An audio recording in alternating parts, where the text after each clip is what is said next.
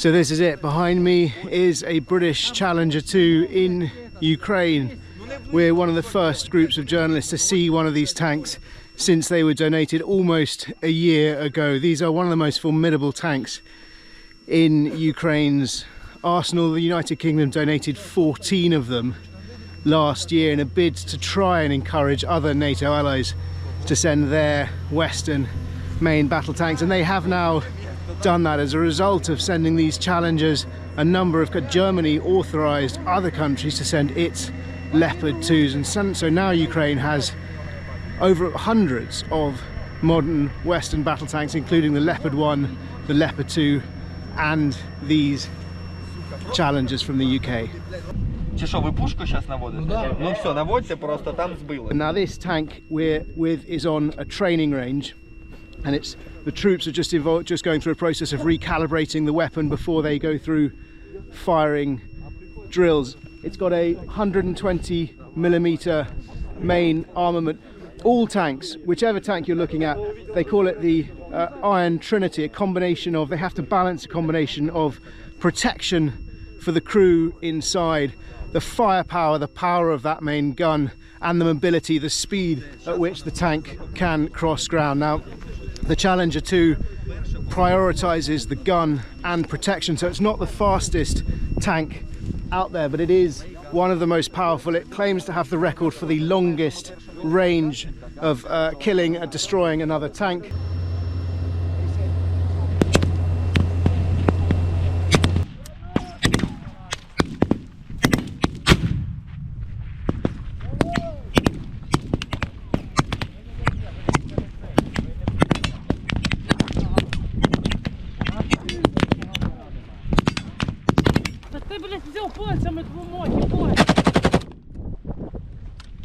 Опускай голову. So while we've been here, while we're waiting for the tank to fire, there's another exercise going on. Soldiers from the same unit taking part in a complex exercise where they're digging in their positions, they're practicing, preparing new positions to protect themselves, so they're effectively digging their bunkers, but in the scenario is that they're actually under fire. So they've been shooting at a drone which has been flying overhead to simulate the Russian first-person drones, the one-way kamikaze attack drones that are ubiquitous in this war. We've also seen a soldier using rocket-propelled grenades to attack simulated targets, and we understand the next stage of the exercise is when the Challenger 2 will get involved. There's training exercises, and there's training exercises. Clearly, being in a trench here in Ukraine, just a few miles from the Russian front line, has a real sense of urgency. The soldiers know that what they're learning here they will be putting into action, and perhaps the lessons they're learning here could save their lives or save the lives of the comrades, and you can feel that not just from the soldiers but also from the guys who are instructing them.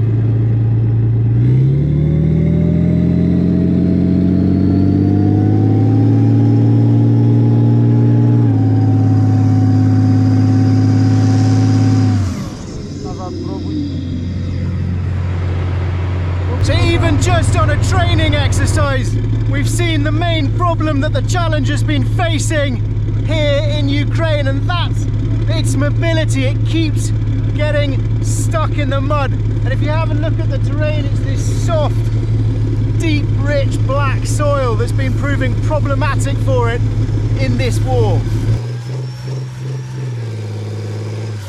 It's been one of the messages that the Ukrainian tank crews have given us since we got here, is that whilst this Challenger is formidably precise, actually they've had real problems with it here in Ukraine because of its mobility, and they just said it's too heavy, it's underpowered, and it keeps getting stuck. And you can see that's exactly what has happened here.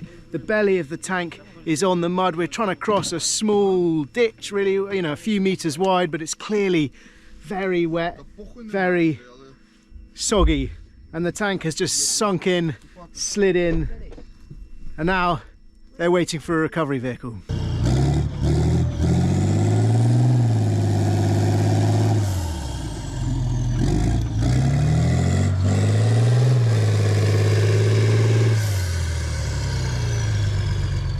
So while the tank is stuck in the mud, the troops decided to make best use of the time, and they're going to practice training on the machine gun, which they keep on the top for closer quarters combat.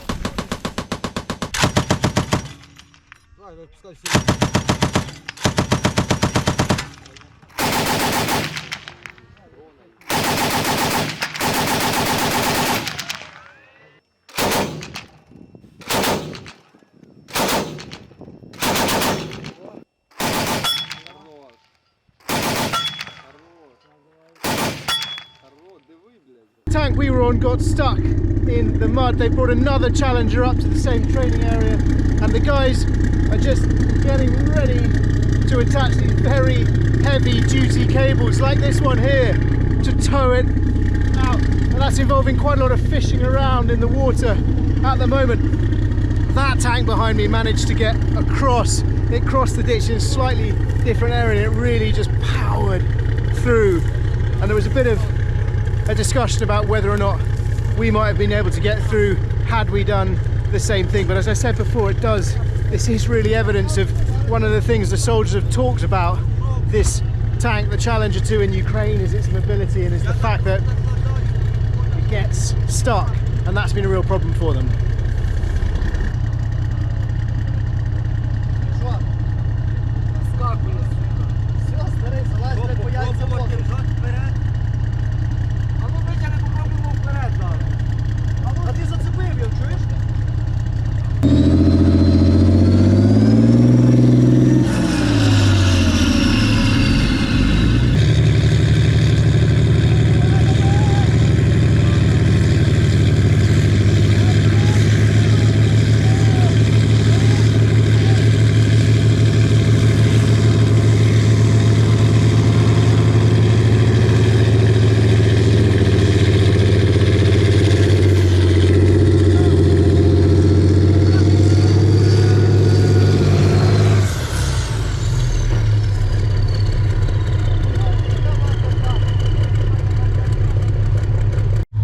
So they've done it, they've dragged the tank out, and just to give you a sense, this is the hole that it created. And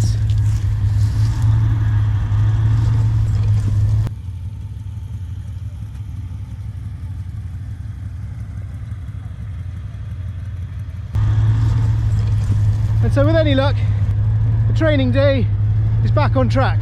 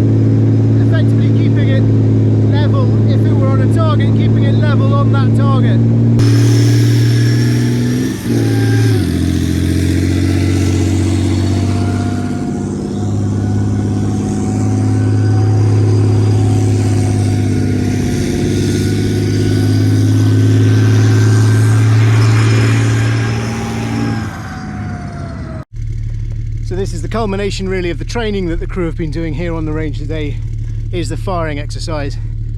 They're going to fire 2 or 3 times from a static position, and they're going to fire on the move.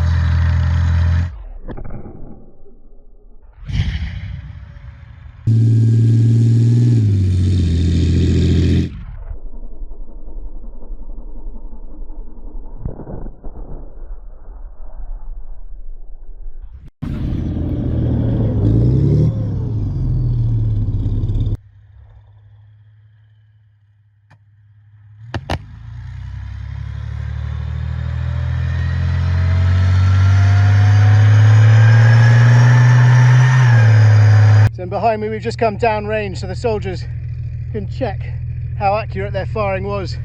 There's the tank and there's the fire.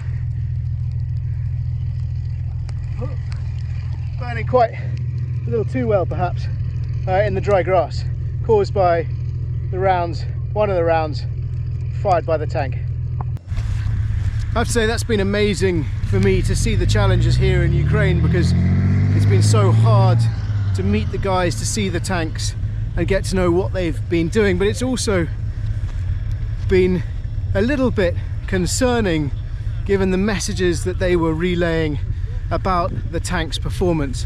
Crucially saying it's incredibly accurate, they like its accuracy, but actually pointing out that they've had problems with it, particularly its mobility, its ability to sort of move over soft, wet ground, which is a lot of what they're fighting on here in Ukraine, and also the reliability of these tanks and the ability for them to maintain them, and the availability of spare parts, both of which they said have been a real challenge. That's partly because they haven't got enough trained mechanics, and the mechanics they've got are focusing on keeping the working tanks going, but then when a tank reaches the point that it needs a major repair, they're overstretched, they're not able to repair it. And they were saying that some parts they've been waiting months for, and of course that has implications for domestic UK defence as well, because the United Kingdom had 227 tanks.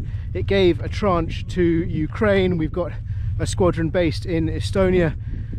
The Challenger 2 is due to be upgraded in that process. The Challenger 3s are being made as I speak, but until they are online, these are the main battle tank for the British Army, and the lessons, the problems that the Ukrainians are facing with them here are surely problems that British cavalry, British tankers would face if they were forced to fight with them tomorrow.